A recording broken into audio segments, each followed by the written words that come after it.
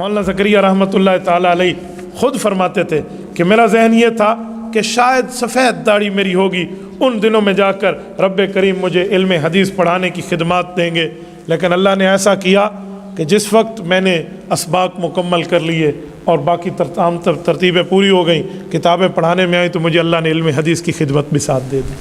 اور ایسی علم حدیث کی خدمت ہے، یقین مانیے آپ حیران ہوں گے۔ عرب و عجم میں حضرت شیخ زکریا کا کام ہے، عربی زبان میں، فارسی زبان میں، اردو زبان میں حضرت شیخ زکریا رحمۃ اللہ علیہ کی وہ خدمات جو رہتی دنیا تک یاد رکھی جائیں گی۔ ایک کتاب ہے امام مالک رحمۃ اللہ علیہ لکھی ہے، یہ امام مالک نے اس وقت رحمہ اللہ لکھی ہے جب امام بخاری رحمۃ اللہ تعالیٰ علیہ کے والد کا بھی نکاح بھی نہیں ہوا تھا ان کی والدہ سے۔ امام بخاری کی پیدائش سے کئی سال پہلے موطا امام مالک لکھی، امام مالک رحمہ اللہ نے۔ حضرت شیخ زکریا رحمہ اللہ نے اس کی شرح لکھی ہے، اوجز المسالک، 16 جلدوں میں ہے، پرانی جلد 6 ہیں، وہ چھوٹے بڑے موٹے موٹے ہیں، اب چھوٹی چھوٹی انداز میں 300 صفحات میں 16 جلد ان کی پوری کر کے چھپ گئی ہیں۔ بڑے بڑے عرب علماء اس کو پڑھتے ہیں، ایسے ایسے علماء پڑھتے ہیں کہ آپ حیران ہو جائے۔ عرب میں آپ کبھی جا کر دیکھو، مالکی حضرات سے ملو، امام مالک رحمہ اللہ کے فالوور سے، وہ کہتے ہیں یقین مانے ہمیں ایسے نظر آتا ہے کہ اگر ہم نے اس حدیث پاک کی شرح کو سمجھنا ہے نا اپنے امام کے علوم اور رسول اللہ کے فرمان کو، تو حضرت شیخ زکریا رحمۃ اللہ علیہ کے قلم سے سمجھیں گے۔ اور 14 سال تو امام ابو داؤد رحمۃ اللہ نے جو حدیث کی کتاب لکھی ہے سنن ابی داؤد، اس کی شرح بذل المجود اپنے شیخ کی لکھی ہوئی کے لیے 14 سال زندگی کے صرف کیے ہیں۔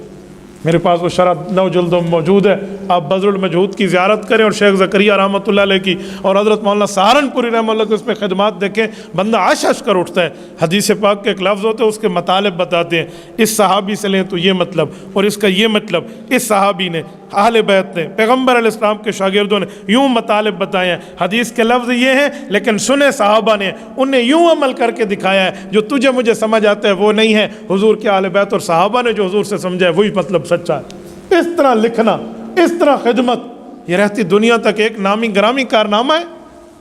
اور اسی طرح صحیح بخاری کی شرح ان کے استاذ نے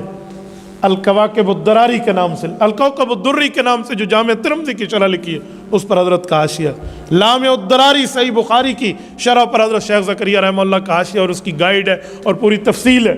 آج ہم سائنس کی، ہم بیالوجی کی، ہم ریاضی کی اور انگلش کی گائیڈیں اپنے ساتھ اٹھاتے ہیں، وہ حل کر کے رکھ دیتے ہیں اس کتاب کو، اس کا گائیڈ لکھنے والا شیخ زکریا نے قرآن پاک اور رسول اللہ کے فرمان کی گائیڈ لکھی، یعنی ایک ایک چیز کو حل کیا۔ اور ابھی حال ہی میں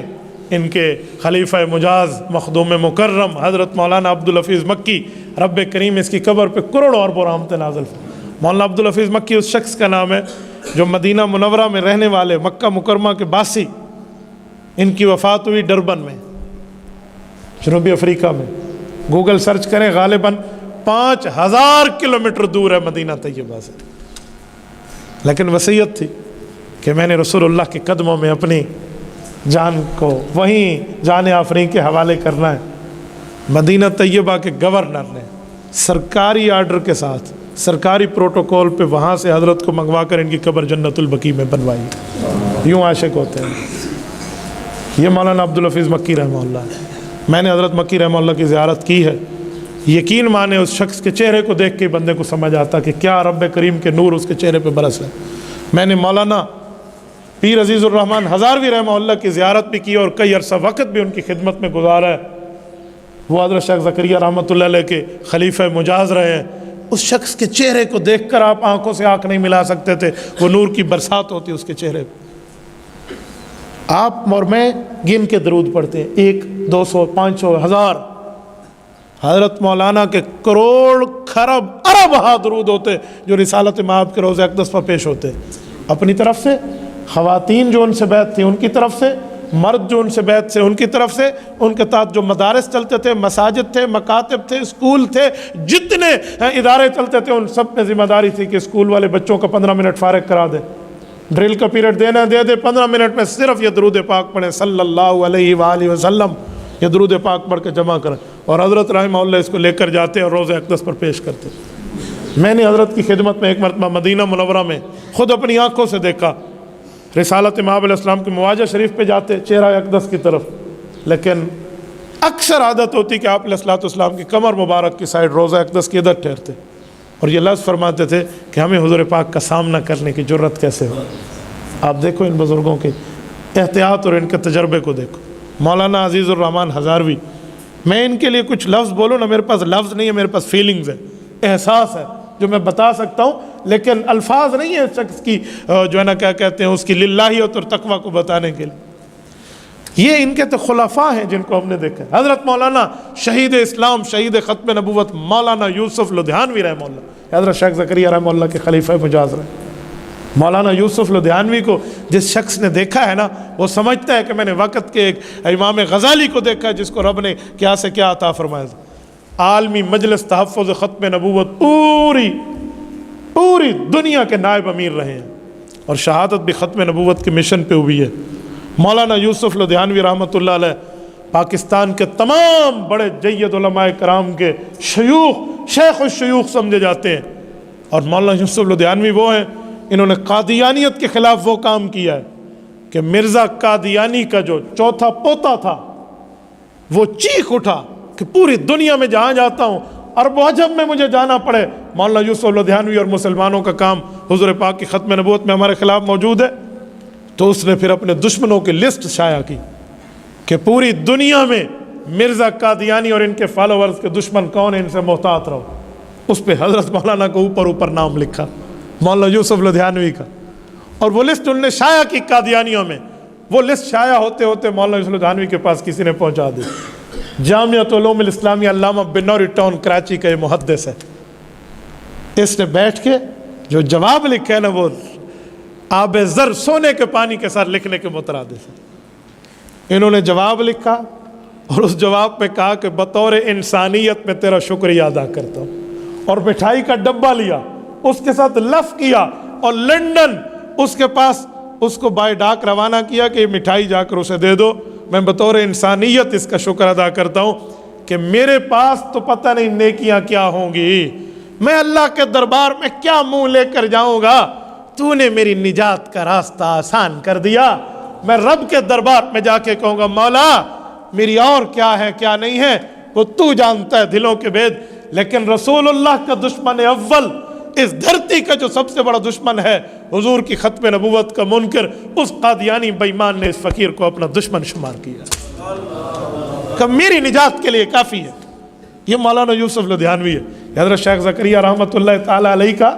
خلیفہ ہے۔